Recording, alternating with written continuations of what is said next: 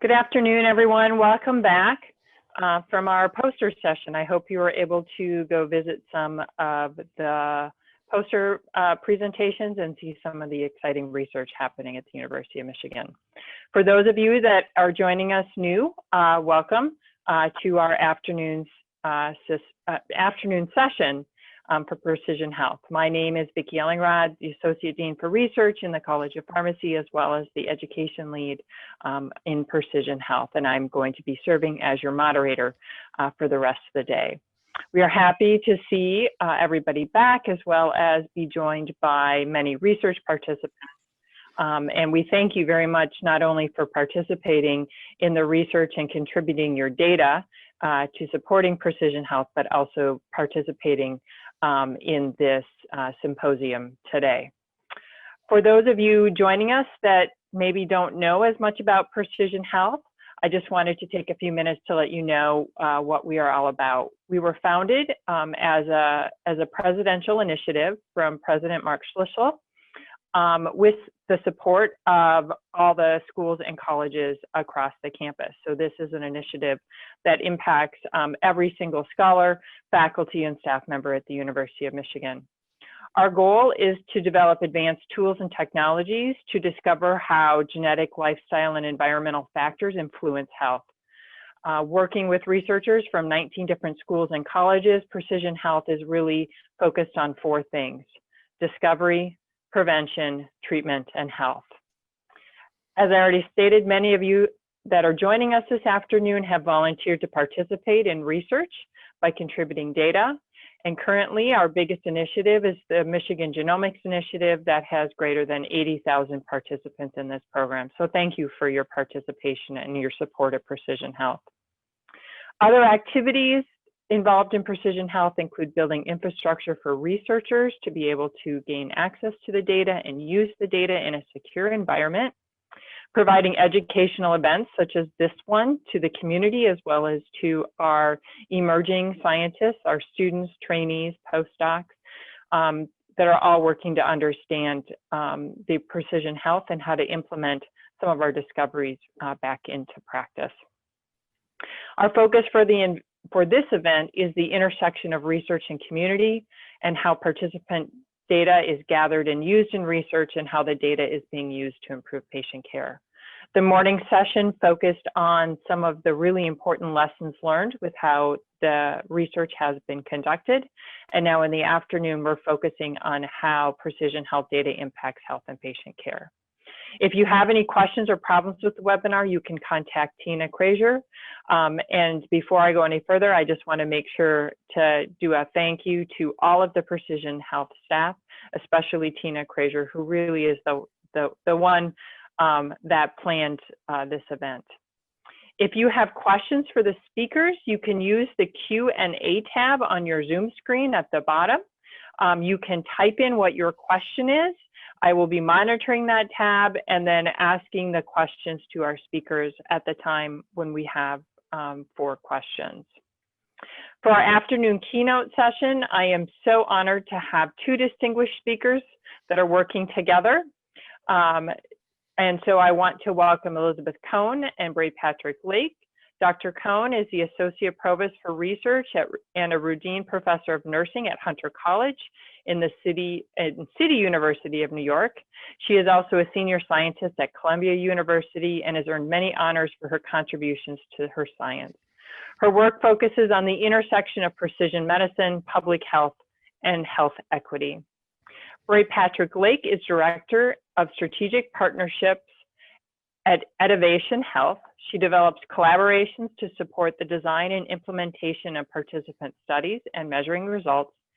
She serves on the advisory panel for the National Institute of Health All of Us study, as well as a member of the U of M Precision Health National Advisory Board. We welcome both of them as they present engaging patient and participant communities in precision health research. Thank you both very much for joining us today. So it's really great to be here, and we really appreciate the opportunity to speak with everyone here and share a little bit about our work. We wanted to start off with a short poll. So if we could ask you to put up the poll, that would be great. and maybe take a minute to answer it. And if you have engaged participants or community members, oh, here are the answers are flowing in the conduct of research, or if it's not applicable or you're not a researcher, you can select that option. Looks like we may be about 50-50. So that's very helpful. So about a little over a third. Well, it's still, sorry, still going. We'll give people just another minute then.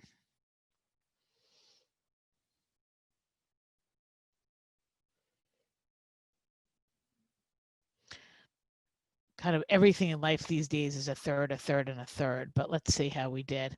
So it looks like most people are have either engaged communities or are not researchers, are part of the community being engaged.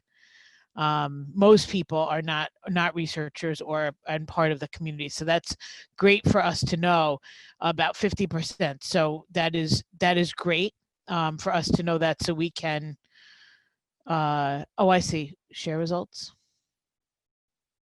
Maybe you guys can see them now.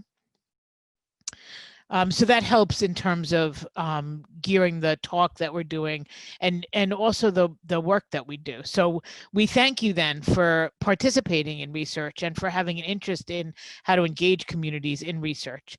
I'm going to go ahead and share my screen if I can. And great. Can you guys see my screen? Okay, and everyone can hear me, so that's wonderful. So I want to talk a little bit about engaging patients and participants in precision health research, and why it's important and why it can be hard to do, but why we should do it really with giving it everything we have. And I'm going to share with you on the call, and we do welcome your questions and your feedback. I'm going to share with you on the call a little bit about my experience as the community engagement lead for the All of Us research program, which is 1 million or more people that Bray Patrick-Lake was very involved in designing and launching, but it's 1 million or more people, and it was really designed to include and in fact favor people who had been underrepresented in biomedical research, to help us close the gaps in the research that we have. And the research that we have, the gaps have been created because people are not always well represented in research, and it can result in a disproportionate number of people being are knowing more about some people, specifically European whites, are knowing more about European whites than any other group, and it can exacerbate health disparities rather than diminish them. So this cohort study of 1 million or more people nationally was really designed to help close those gaps. And this was an older picture of where the sites are. They're all across the nation now, including federally qualified health centers, and they're onboarding now a number of Native American sites through special considerations that have been worked through NIH. So it's very interesting about thinking about how we can be better partners for people who have not fully realized the promise of medical research. My experience is that I am the community engagement, in addition to other programs like this one, I'm the community engagement lead for the New York City Consortium, which is Columbia, Cornell, Harlem Hospital, which is part of Health and Hospitals, and New York Presbyterian. And these are our numbers from last year, but they continue to be equally. We continue on this path, which we're very proud of. So 86% of the people that we've enrolled in this very large study, now about 300,000 people nationally, 86% qualifies underrepresented in biomedical research. And so that's great, because we feel like we're going to be able to influence, hopefully plan for and influence the health of people who have not benefited from the research advancements in a full way. So this talk that I'm going to give you today is a little bit of a mixed talk, and it's on both engagement and enrollment, and they're not equal things. Sometimes There's a great slide from Consuelo Wilkins, who spoke at this conference last year, where it says engagement does not equal enrollment. These are not equal, but they're both critically important. Engagement, we really define as a bidirectional research that solves problems that matter to patients and families, but in a deeper, more community-based way than just the recruitment and enrollment. And I did attend some of the lecture sessions. I was very grateful to have a few minutes to pop into some of the lecture sessions this morning. And my work is at the intersection of community engagement and precision medicine, but even in that work, we kind of acknowledge and realize that communities rarely are asking for precision medicine solutions to things. They are, in the long run, they can be very important and very influential. But for this type of engagement that in its more basic definition, the research is co-created with communities, and that's a challenge in precision medicine because it's a heavily scientific discipline. Nonetheless, we do think that precision medicine can answer some important questions and influences people's health in very significant ways about responses to drugs, and even even things like treating BRCA positive cancers. There's real evidence behind the fact that some of the biological differences between us, though not defined by our race, some of the biological differences between us make a huge difference in terms of treatments. So and advances. So we need to really think about both those things at the same time. So engaging participants in research really helps us in a number of ways. It increases trust, something that obviously these days is on everyone's mind. It can deepen our understanding of cultural perspectives, strengthen our science, increase generalizability. It can help to calibrate expectations, which is something that we in precision medicine have to help people do.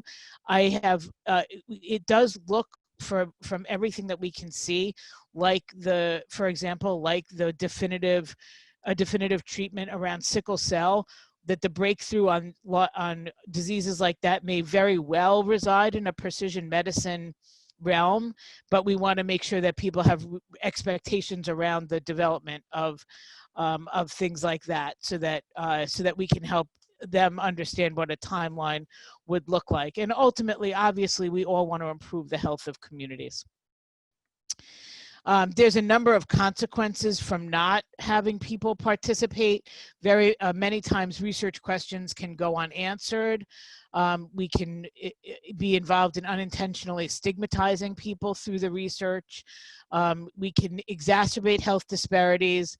And we wanted to the rest of this talk, we want to think about kind of what are some of the strategies that we can use that will help bring people into research, but in a way that creates a more meaningful dialogue and a more empathetic dialogue with people around precision medicine.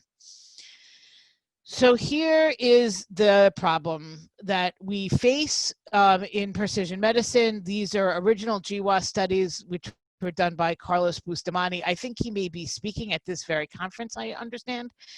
So this original research was done by him and in 2009, and we found that most of the people in these original precision medicine studies were of European ancestry, and the study was repeated in 2016 by Malayla Fullerton at the University of Washington, who noted that it's still 81% European ancestries in these GWAS studies, the genome-wide association studies that we base a lot of our precision medicine on. So we have this persistent bias, and there's an ethical, legal, social, and scientific reason why this needs to be addressed. And it's really it can really hurt our science, not to mention our populations. So it's a difficult balance, right? Because we have this long history of not being responsible with this type of science.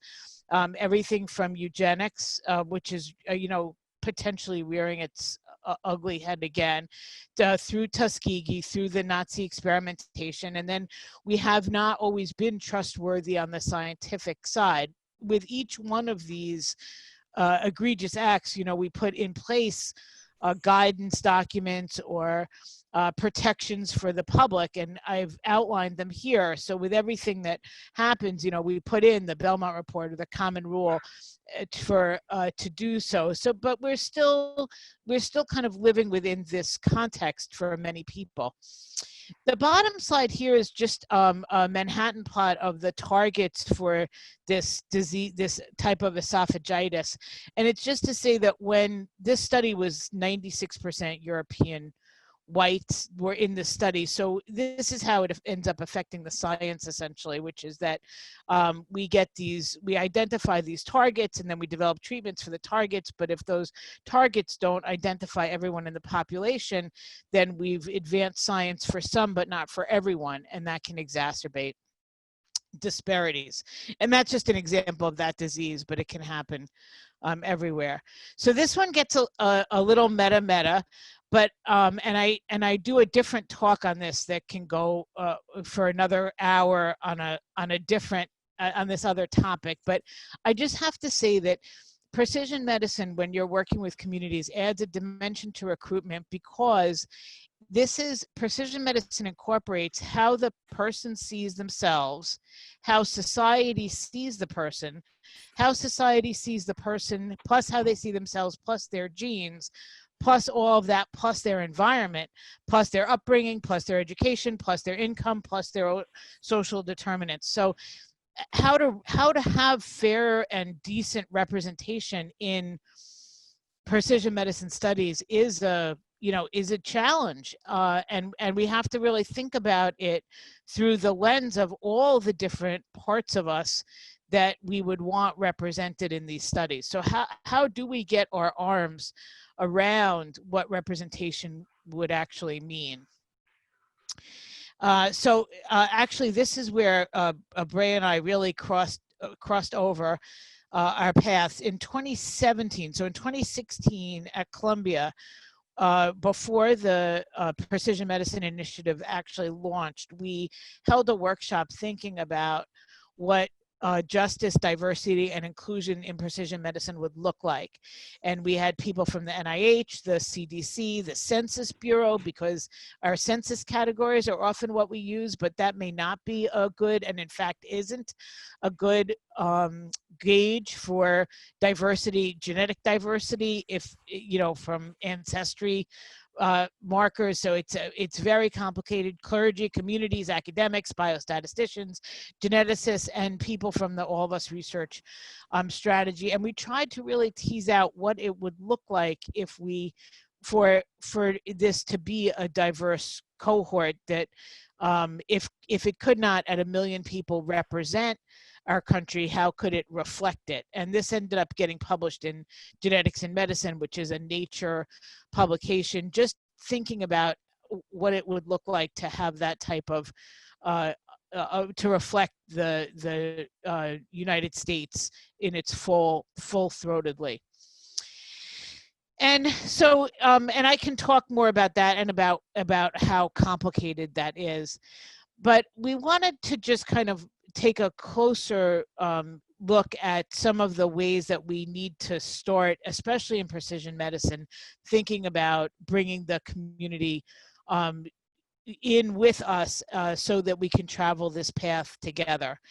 And so I'm a nurse by background, and in nursing, we often have a saying that what we want to do is, like in the old days anyway, when you did stay in the hospital, that we should start talking to people right away about what they need to do to take care of themselves when they first came in, not just waiting for the hour before they were leaving to try to jam a lot of information in about everything that they need to know now, but to widen and broaden that process.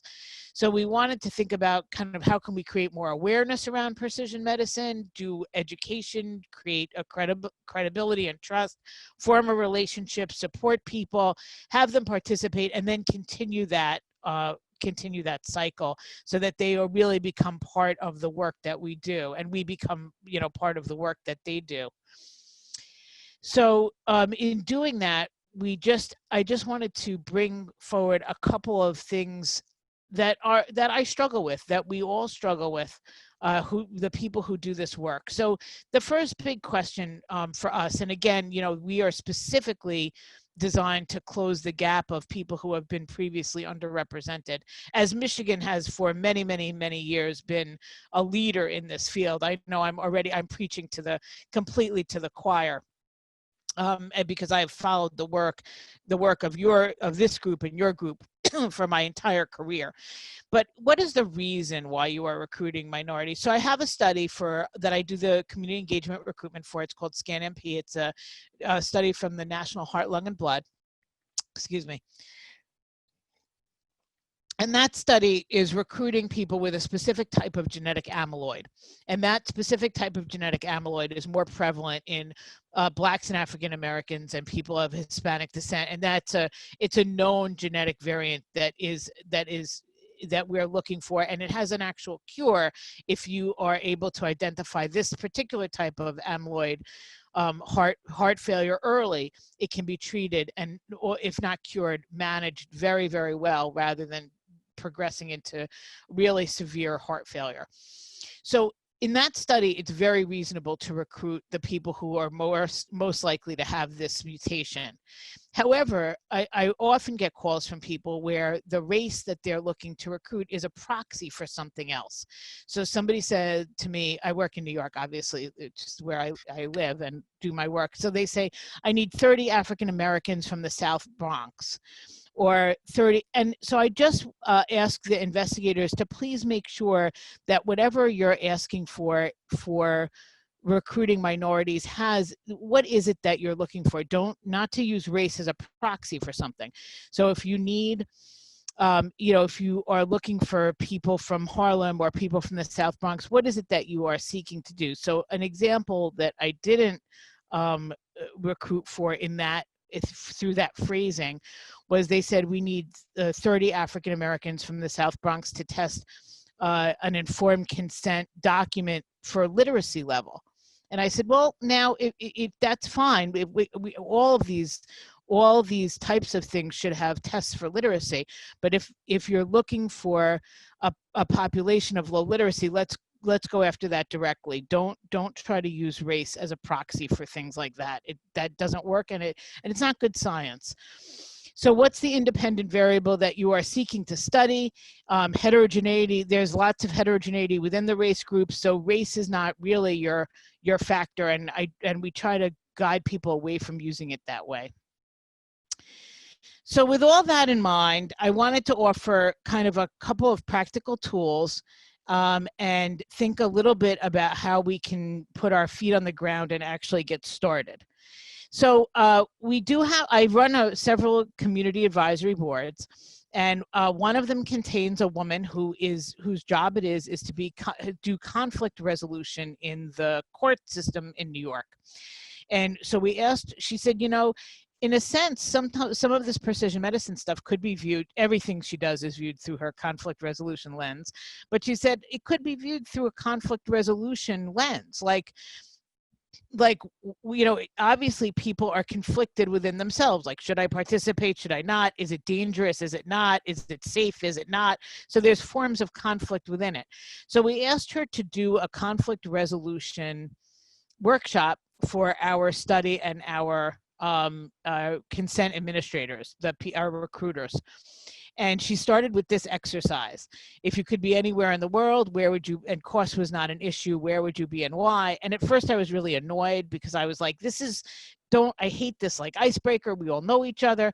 But a lot of people said that they would be with family, or they would, their answers varied, but were pretty specific. And it turned out that the reason that she did this is because all of us value different things.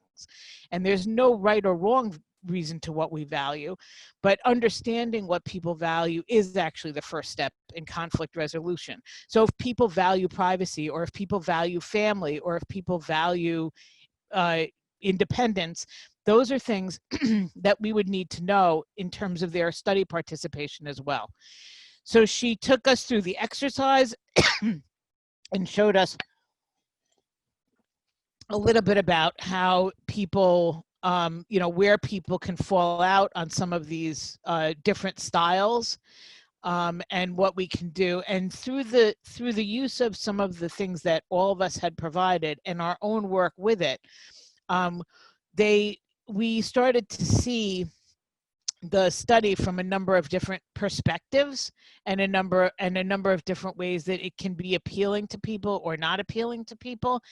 And following that, we developed our own thinking about what it would be like to be in their shoes, and what kind of conflicts might they be feeling.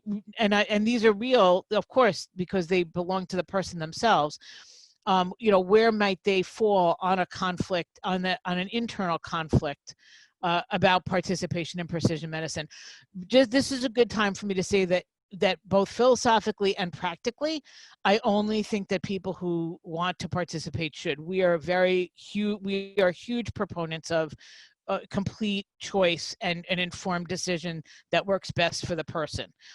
There's nothing, this isn't a matter of trying to coerce anyone or find a shortcut to somebody's soft spot. It's more about trying to understand their perspective and having and being able to have the dialogue with people. So we practiced, we kind of thought about the other perspectives, and then we actually tried it out with, this is our actual part of our actual advisory board.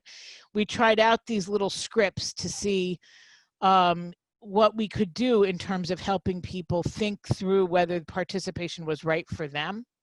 And this is where we ended up. More natural conversation, more listening to their concerns and less talking, more relationship building, more authentic interaction. And I think everybody knows already, more acknowledging what exists now that addresses people's understandable and realistic fears of what has happened in the past. And then I'll conclude with just a little bit more on engaging the community. So we also wanted to engage community organizations as partners. This is a terrible picture of me, but we do have about 60 organizations that we work with that also have been thinking about how we can talk to and engage with communities around precision medicine. And this was one of a 2-day workshop that we held, and we've held it several times since then, to try to think about what are some ways that community organizations can be involved as partners. This was the result of that whiteboard that you saw. We sorted the ideas by what would be easy to do and have a high return, and just kind of walk through some of these, and then ended up picking from this list a number of things that we could do that wouldn't take a lot of time, but would help us promote both our study and also the work of the community organizations. And I can talk more about that as well. And then these are actually our participants, and we have gone with, for just talking about our research, we tried to go with members of these are actual members of the community. They are talking about why they participated in the research and what they have both given to it and gotten from it. These are all members of our advisory board. And this low-tech approach, which was postcards, which really helped just start that dialogue about why we were doing this work and what it might mean. And then lastly, Bray and I discussed that we wanted to leave you with a little bit of information about where you can find more information. And so this book, The Principles of Community Engagement, is a free PDF download. The address is at the bottom of the screen. That's brought to you by the National Institutes of Health and the CDC and the Health and Human Services. And it contains chapters on the principles of engagement and how we can start engaging people, all the way to co-directed research where community members are our partners in research, all the way from the beginning to the end, and also practical tools. This is the second edition. It's now 11 years old, and I'm actually leading the third edition revision for this book, and I welcome anyone on this call, everyone on this call, to let me know what you think belongs in the next edition that we don't currently have. We would really welcome your input of what you would like to hear more about.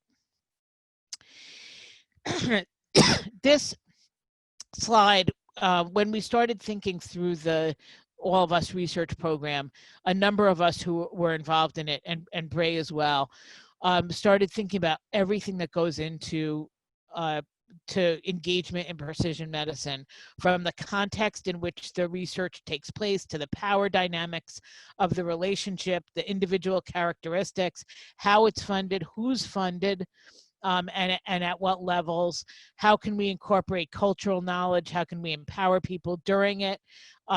Change or adjust the research design, which Bray's going to talk about shortly. Make sure that the partnership is bi-directional and synergistic, and then understand how it can lead to community and health transformation. So I know this slide is very busy and has a lot on it. It's both, I could do 40 minutes on just this slide alone, but it just says that there's a lot of there's a lot of complexity, and we encourage people to to take steps towards this each time they do work, and eventually we hope to come to that shared research model. So with that, I will turn it over to Bray. Thank you, Liz.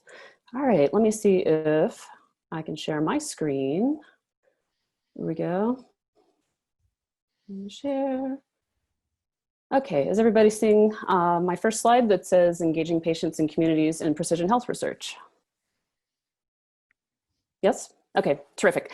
So I'm Bray Patrick-Lake, and I am just a real normal person. I'm not a researcher, and I think that's been kind of the beauty of getting to work with people like Liz, who has an actual PhD, and this is her career, and she works in a site-based model and has reach all over the country and engaging patients and communities. I was an individual patient who was living a normal life. I had 2 kids. I was in my 30s at the time, and I had a health event that just kind of altered the course of my life. That led me to a clinical trial that didn't go well, and I think the reason it didn't go well is because it wasn't designed with input from patients and community members. And I reached out to one of the investigators and said, hey, would you like to talk about this? This didn't go well. What could we do together? And he was a little afraid of me at first, admittedly, but we met for coffee and we talked about it. And that really was kind of my first experience on, what we could do hand in hand, patients and researchers, to improve health research and certainly the participant experience in research, and then answer questions that were important to patients. So I have now, I went to Duke School of Medicine for 7 years and worked in academia, doing a lot of patient and community engagement, but I have now gone fully into the direct to participant model. And so really using digital technologies to connect patients and integrate their voice into research. And so I currently work for a company that really believes that everything that we have going on outside of the healthcare system is important and valuable, and will drive precision health in the future. So I now work direct to patient, and the way that we do that is through a consumer app that now has 4 million people across the US and 9 out of 10 zip codes connected and sharing health data. And the reason they share that data is because it's a very value-based model. And so we individually permission data from participants, and we treat them as people and not subjects. And so by reaching these people, we've now, particularly in this time of COVID, I think it's more important than ever when a lot of people aren't even coming in, for medical appointments or to participate in research.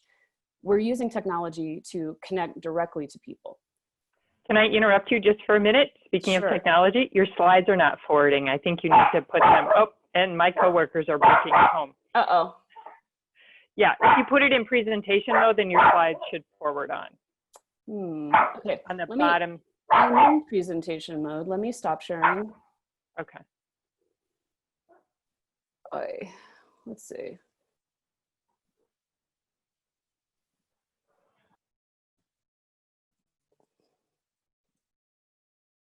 Yep, there we go. Thank you. You see it? Okay. Yep, thank you. Well, let me go back. You didn't miss much. So basically, I now work in a model where we believe everything outside the healthcare encounter is valuable. And so this is everything that's going on in daily life that's not currently in your medical record. And we're reaching people through a consumer app. And so all of this is based on very much a give take. And so not just taking data from people, but asking them what's most important, how should we be working together, what questions should we be answering. And by doing this, and by going directly to an individual to permission this type of health data, we're able to gather a much more full picture of health. So basically, when people are just coming into clinic, you have these very episodic snapshots. I'm now a patient who's doing so well where sometimes I ditch appointments, honestly, and I try not to come in, but there's a heck of a lot about my daily health and daily living that is important and understanding my health. And so when you connect directly to people and permission this data directly from people, you can also then begin to reveal population insights, particularly if we do examinations by zip code, let's say. But so we talk a lot about, I think, this type of real world data, and the specific definition of it for person-generated health data is wellness and healthcare related data that is recorded or gathered by individuals, or it may be gathered by a caregiver. And so on the left side of the screen, you'll see that we've got this kind of incomplete picture of health. And then when you start to bring all these different data sources together, you get a much more comprehensive and holistic picture of what a person's health really is. And I think, we certainly know from asthma research that people who live, next to highways in certain zip codes, it has greater impact on health. And that's because of their environment. We also know that if people live in a food desert, they might actually have, less access to, to healthy foods. And so all of these are very important sources of data that are often missing from traditional data sets. And the other thing that we can start to do is understand, these more direct assessments of health outside the clinic, even things like a routine score. So does a person wake up at the same time? Do they go to sleep at the same time? People who are highly routine actually have a better track record of being more consistent and taking medications at the same time each day. And so they're much less likely to actually miss taking a medication. So that's really important if somebody's living with a chronic disease to understand these types of things. But this model works by connecting directly to participants. We consent per use and ask, say this is the particular study or the way we'd like to use your data, may we use it this way? We always try to work with the participants to understand what value they would see out of this relationship over time. And then this is how we maintain these connections over time. We've been able to actually have data shared from patients for more than 6 years at a time. And so this group of people that was 4 million people engaging, 1 million have now participated in research. And it's interestingly become kind of a natural history study of sorts, very broad and robust with tons of data. But I wanted to just show you scientifically what this starts to look like when you start integrating these sources of data. So, researchers, this is basically what we would call a behaviorgram. And so for people, like what this is really important in precision health is that in the future, I'm not going to be compared to patients like me through a law of averages. Eventually, I will be compared to the baseline of myself. So what we might call more N of 1 studies. But again, it's also really important having these connections and these sources of data where we can actually contextualize the participant experience and really understand, is a person not moving today because they're not feeling well and they're having some type of health event? Are they not moving today because there's 2 feet of snow outside? And when you're directly connected to them, you can actually ask those questions. But people want to, when they want to share their data, we basically see this all rooted in the longitudinal relationship that is driven by value and high touch engagement. And so the way we think about this at Evidation is really what can we provide that are informational, financial, or social incentives. So people get rewarded for their healthy behaviors, even sleeping. You can earn points for that. Points can then be redeemed for cash or converted and donated to charity. So it becomes an actual social incentive. We've done great work around Alzheimer's, and nearly everybody that's participated in those studies chose to basically donate back to the community. And so that becomes a social incentive. And then when you share things with people about a health condition or a healthy diet or activity lifestyle tips, then that's an informational incentive. And then you can also have more specific, return of insights that are valuable to people. And so that could be return of individual research results, which, as we know in the type of work that MGI is doing, can be quite tricky. So I've shared a report here from National Academies of Science, Engineering, Medicine that one of your local experts, Dr. Brian Ziegman Fisher, helped develop. He's a terrific resource as you're thinking through, what you might be returning from MGI over time. But always thinking about, what can we give back? And some of these other incentives, the informational and social incentives, can occur earlier in a study, whereas if we're sharing back, let's say, lay summary results from the research, that cycle can be quite long. And so, participants who are in the middle of a study, if they don't hear from you until your peer-reviewed publication, which could be 2 to 3 years down the road, that's not very engaging. And so we really try to find, what can we do that's more high touch? And so what this model looks like, basically we start and say, okay, engagement's a bi-directional relationship that creates mutual benefit. How can we do that? Because without these people engaged over time, we will have no data for research.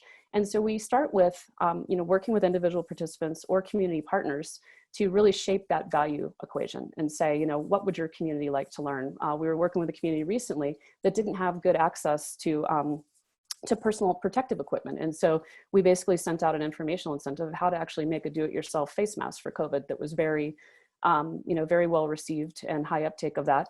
And so when people are engaged over time, and then we see that a person might be living, they say they're itching or they're reporting something, then we would screen them for, say, atopic dermatitis. And then if there's a study that matches, they would then move into an IRB approved protocol. That is, of course, co-designed with the community. Oop, I think I went too far.